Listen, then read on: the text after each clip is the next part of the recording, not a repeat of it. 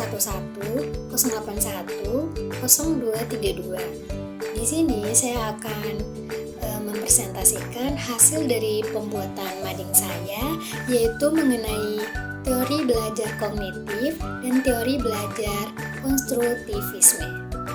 Teori kognitif merupakan suatu proses yang melibatkan aktivitas mental, yang dimana bukan hanya sekedar melibatkan stimulus dan respon, namun melibatkan aktivitas mental yang terjadi di dalam diri manusia sebagai akibat dari interaksi aktif individu dengan lingkungannya, sehingga memperoleh suatu perubahan dalam bentuk pengetahuan, pemahaman, tingkah laku, keterampilan, nilai dan sikap yang bersifat relatif. Adapun prinsip-prinsip teori belajar kognitif, yang pertama itu, peserta didik merupakan pembelajar aktif dalam proses pembelajaran. Yang kedua, pembelajaran menekankan pada pola pikir peserta didik. Dan yang ketiga, berpusat pada cara peserta didik mengingat, memperoleh kembali dan menyimpan informasi dalam ingatannya.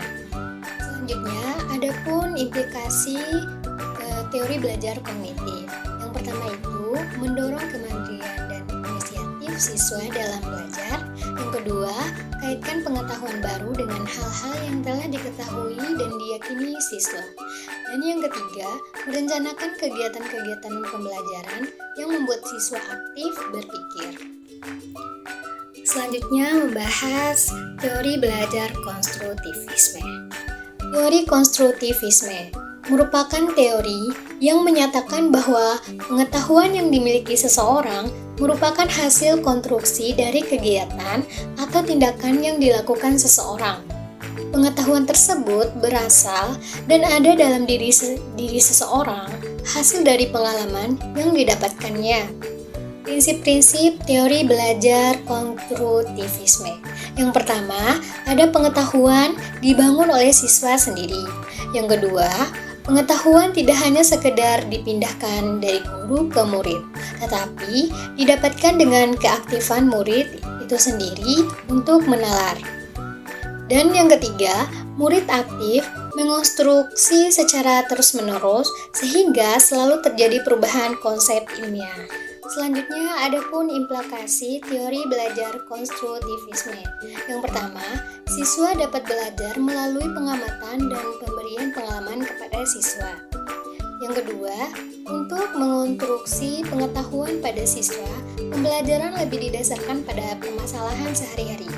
Dan yang ketiga, pemecahan masalah dapat dilakukan melalui pemikiran pribadi siswa dan akan lebih baik berasal dari tukar pemikiran dengan orang lain untuk memperkaya pengetahuan siswa. Menurut para tokoh, Jean Piaget dan Jerome Bruner, kognitif ini menekankan proses berpikir internal, tahapan perkembangan, dan cara individu mengolah informasi.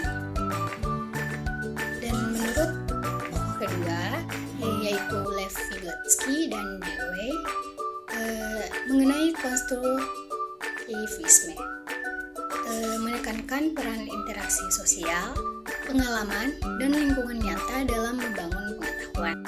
Contoh penerapan teori belajar kognitif. Contohnya penerapan di kelas. Misalnya nih, guru meminta siswa membuat peta konsep tentang sistem peredaran darah. Dengan begitu, siswa dapat mencari informasi baru dengan menghubungkan pada pengetahuan yang sudah dimilikinya. Contoh kedua yaitu problem solving. Guru memberikan soal cerita matematika, misalnya soal perbandingan. Nah, siswa diajak menganalisis, memahami masalah, lalu memilih strategi penyelesaiannya. Selanjutnya, contoh penerapan teori konstruktivisme. Contohnya penerapan di kelas. Misalnya, berdiskusi kelompok. Siswa diminta untuk mengamati percobaan sederhana. Misalnya nih, air menguap saat dipanaskan. Kemudian, mereka mendiskusikan bersama apa yang terjadi dan menyimpulkan konsep penguapan tersebut. Baik, dari pembahasan kita tadi, kita dapat menyimpulkan bahwasannya kognitif itu berfokus pada cara otak memproses informasi dan perkembangan berpikir individu. Sedangkan konstruktivisme berfokus pada bagaimana pengetahuan dibangun melalui pengalaman dan interaksi sosial.